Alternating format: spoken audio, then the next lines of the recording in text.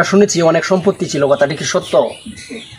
100 কাঠার মতো জমি ছিল। 100 কাঠার মতো সম্পত্তি ছিল আপনার?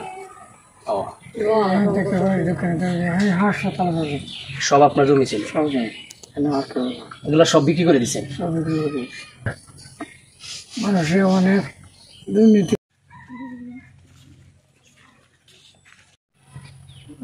প্রিয় দর্শক, আজকে আপনাদের সাথে এমন একটি করুণ ঘটনার বর্ণনা দিতে যাচ্ছি, জানলে পরে আপনারা চোখের পানি ধরে রাখতে পারবেন না। আজকে তাদের সাথে আপনাদেরকে একটু পরিচয় করে দেব। চাচা বাড়িতে আছেন? একটু আসেন তো, চাচিও আসেন।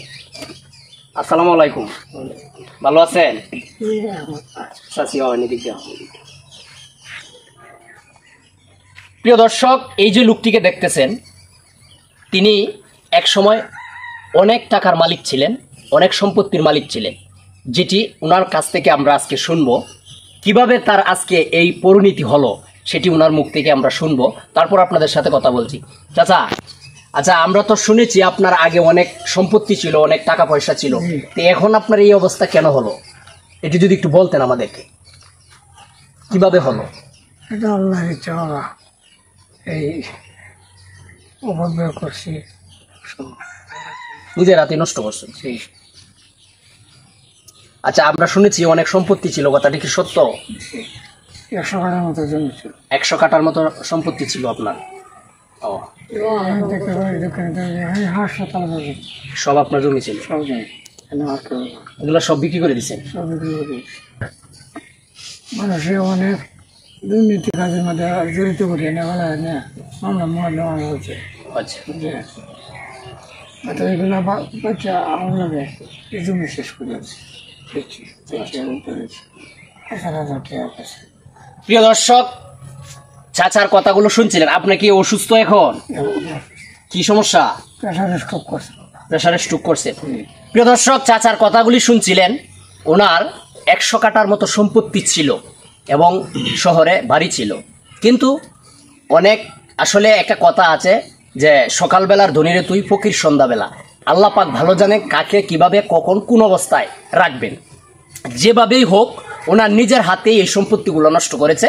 হয়তো মামলা মোকদ্দমা করে এগুলা চালাতে গিয়ে নিজের সম্পত্তি বিক্রি করে আস্তে আস্তে করে সবগুলো শেষ হয়ে গেছে।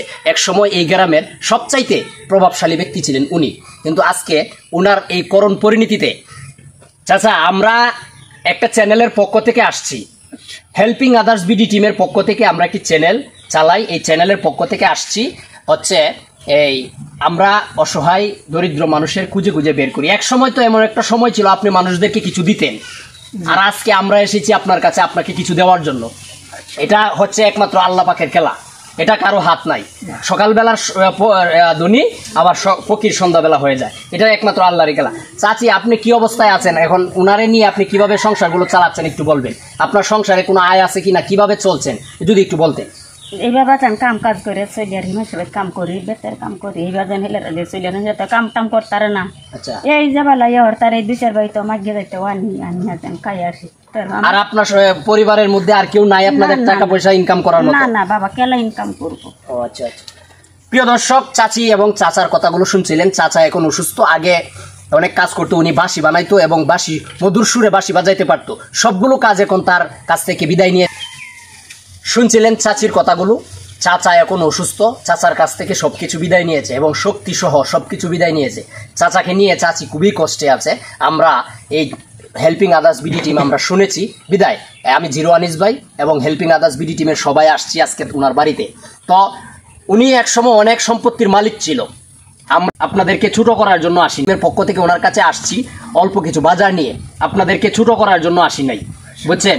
আসলে আমরা শুনেছি আপনারা খুব কষ্টে আছেন, এজন্য আপনাদের জন্য কিছু বাজার নিয়ে এসেছি। মনে কষ্ট নেবেন না যে আপনাদেরকে ছোট করতে আসি নাই, কিন্তু এখানে কিছু বাজার আছে। ঈদ উপলক্ষে আপনাদেরকে কিছু বাজার দিতে আসছি আমাদের এই চ্যানেলের পক্ষ থেকে।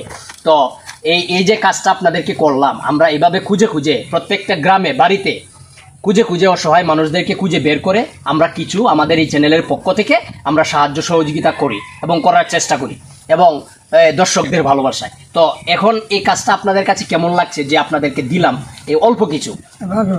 ভালো। যদি আপনারা দর্শকদের উদ্দেশ্যে কিছু বলতেন যে আসলে কেমন লাগছে জিনিসটা। চাচি, আপনাদেরকে যে আমরা অল্প কিছু দিয়ে সাহায্য করলাম, এটা আপনাদের কাছে কেমন লেগেছে যদি একটু বাজান বালাই লাগছে, আমার হুতের কাম করছে না বাহের আচ্ছা মায়া কান্নাকাটি করেন না, যে সমস্যা নাই। প্রিয় দর্শক, এই যে লোকগুলোর চোখের পানিগুলো আসলে যদি আপনারা দেখেন কখনোই নিজের চোখের পানি ধরে রাখতে পারবেন না। এই যে চাচা এক সময় কোটিপতি ছিলেন, এই যে চাচি এখন চাচাকে নিয়ে কত কষ্টে। তো বাজান আমি তো যাইতেন যাইতেন না ঠিক আছে, কই যাবেন আপনি? চাচা তো অবশ্যই সবসময় সুখের সাথী যখন ছিল না তখন মরে বাবা কইতারি না তো না, আমি কিনে যখন সুখের সাথী ছিল এখন আপনাকে দুঃখের সাথীও আপনার থাকতে হবে সবসময়। প্রিয় দর্শক, এই মানুষটির জন্য সকলেই দোয়া করবেন এবং হেল্পিং আদার্স বিডি টিম সবসময় অসহায় ভালোবাসার মানুষদের সাথে আছে, আপনাদেরই ভালোবাসায়। তো সকলেই ভালো থাকুন, সুস্থ থাকুন এবং যার যার সামর্থ্য থেকে যার যার জায়গা থেকে এইগুলো মানুষদেরকে খুঁজে খুঁজে বের করে, আপনার কোটি টাকার প্রয়োজন নাই, আপনার যদি একটা ছোট্ট একটা বড় মন থাকে তাহলেই আপনি এইগুলো মানুষদেরকে সাহায্য সহযোগিতা করতে পারবেন। আপনার জায়গা থেকে অল্প কিছু দিয়ে হলেও এইসব মানুষের পাশে থাকবেন। সকলেই ভালো থাকুন, সুস্থ থাকুন। আজকের মতো বিদায় নিচ্ছি, দেখা হচ্ছে পরবর্তী কোনো ভিডিওতে। আল্লাহ হাফেজ।